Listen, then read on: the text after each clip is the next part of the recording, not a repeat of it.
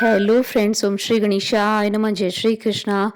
आप सभी का स्वागत है आपके अपने यूट्यूब चैनल पर। फ्रेंड्स, आज हम आपको इस वीडियो में बताने जा रहे हैं माघ पूर्णिमा का शुभ मुहूर्त, पूजा विधि, चंद्रोदय का समय, व्रत कथा, महत्व और उपाय के बारे में। फ्रेंड्स, वीडियो शुरू करने से पहले आपसे रिक्वेस्ट है, अगर आप हमारे चैनल पर नए हैं और आपने अभी तक चैनल को सब्सक्राइब नहीं किया है तो प्लीज़ सब्सक्राइब कीजिएगा चैनल को, साथ ही प्रेस कीजिएगा बेल आइकन को, जिससे नए वीडियो से रिलेटेड नोटिफिकेशन आपको तुरंत प्राप्त हो सके।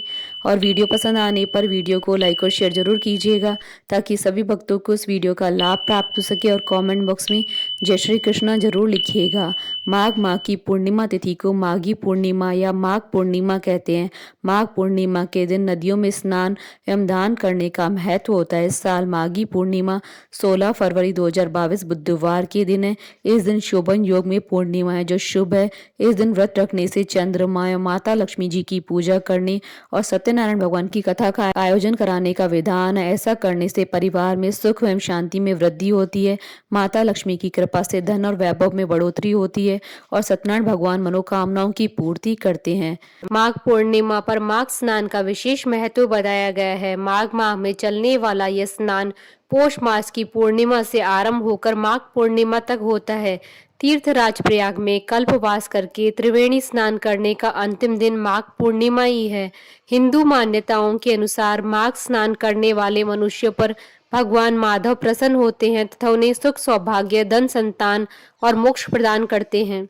मघा नक्षत्र के नाम से माघ पूर्णिमा की उत्पत्ति होती है। मान्यता है कि माघ माह में देवता पृथ्वी पर आते हैं और मनुष्य रूप धारण करके प्रयाग में स्नान, दान और जप करते हैं। इसलिए कहा जाता है कि इस दिन प्रयाग में स्नान करने से समस्त मनोकामनाएं पूर्ण होती है और मोक्ष की प्राप्ति होती है। शास्त्रों के अनुसार यदि माघ पूर्णिमा के दिन पुष्य नक्षत्र हो तो इस तिथि का महत्व और भी बढ़ जाता है। इस दिन की पूर्व संध्या पर पवित्र नदी में स्नान करना शुभ माना जाता है। इसको लेकर मान्यता है कि इस दिन दान पुण्य करने से व्यक्ति को पापों से मुक्ति मिलती है।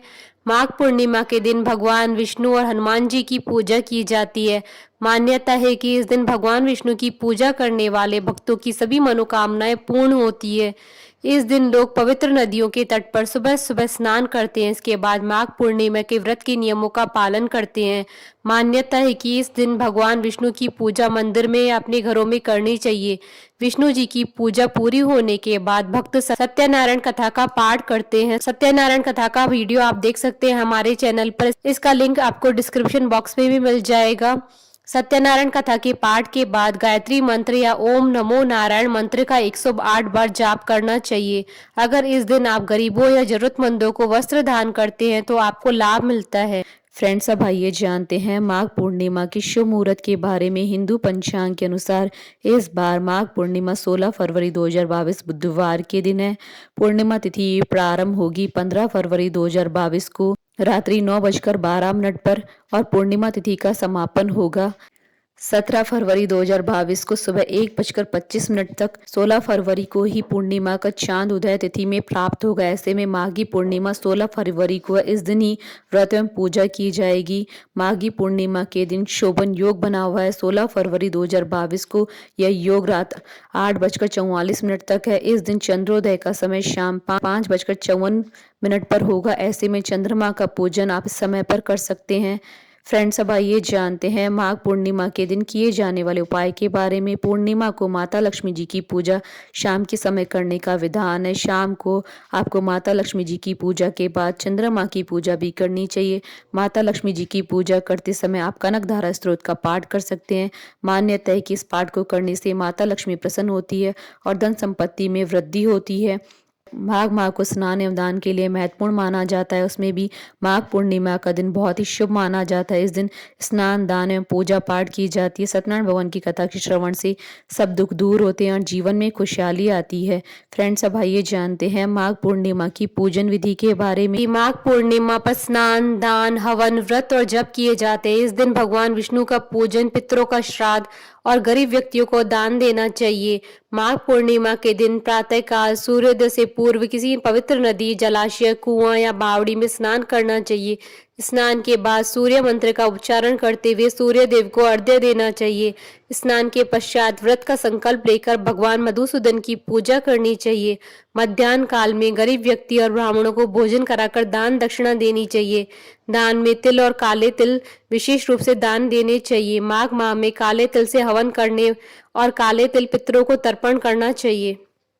माघ पूर्णिमा व्रत कथा। पौराणिक कथा के अनुसार नर्मदा नदी के तट पर शुभ्रवत नाम के ब्राह्मण रहते थे। शुभ्रवत बहुत ही विद्वान और सज्जन थे, लेकिन लालच उनके व्यक्तित्व की बहुत बुरी आदत थी। लालच इन पर इस कदर हावी हो गया कि एक समय उनका लक्ष्य किसी भी तरह धन कमाना बन गया। धन कमाने की लालसा में शुभ्रवत इतने रम गए कि समय से पूर्व ही बूढ़े दिखने लगे। इतना ही नहीं, ये कई बीमारियों से ग्रसित होकर शारीरिक और मानसिक पीड़ा में जीने लगे।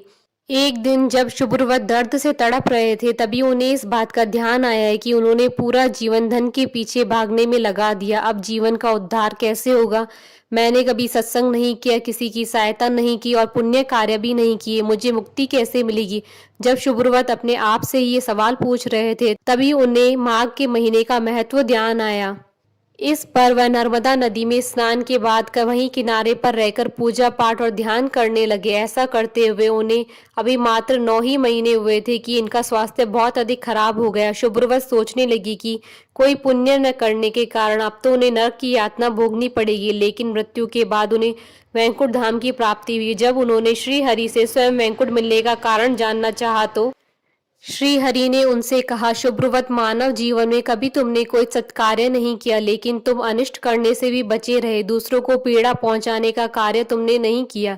साथ ही माघ के महीने में नदी के पवित्र जल में स्नान करके पूजा पाठ और ध्यान से जो तुमने पुण्य अर्जित किया है, इसी के परिणाम स्वरूप तुम्हें वैकुंठ की प्राप्ति हुई है।